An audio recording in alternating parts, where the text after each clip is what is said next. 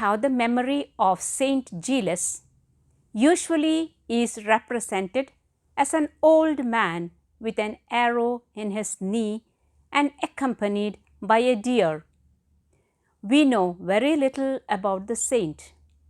Born in Athens, Saint.GILES lived in southern France during the 8th century. He was a hermit and an abbot. He fled Athens for Marseilles to avoid the honors of countrymen wished to pay him, and fixed his hermitage in a desert spot near the mouth of the Rhone River.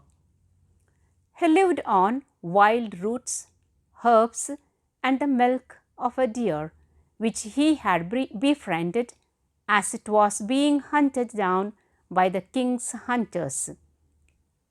One day, he was accidentally shot in the knee by an arrow that was meant for the deer. So that he might better mortify the flesh, Saint.GILES refused to have the knee treated, and he remained disabled for life.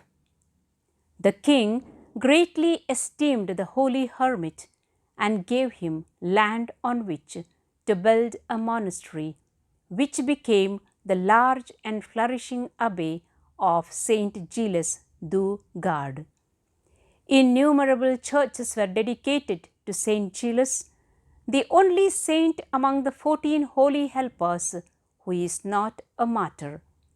His cult is the chief patron of the poor, the crippled, the epileptics, the sterile blacksmiths, and foresters became very popular during the Middle Ages, when numerous healings and miracles came to be reported at his grave at the Abbey, making the site one of the 3 greatest pilgrimage places of Europe, surpassed only by Compostela and Rome.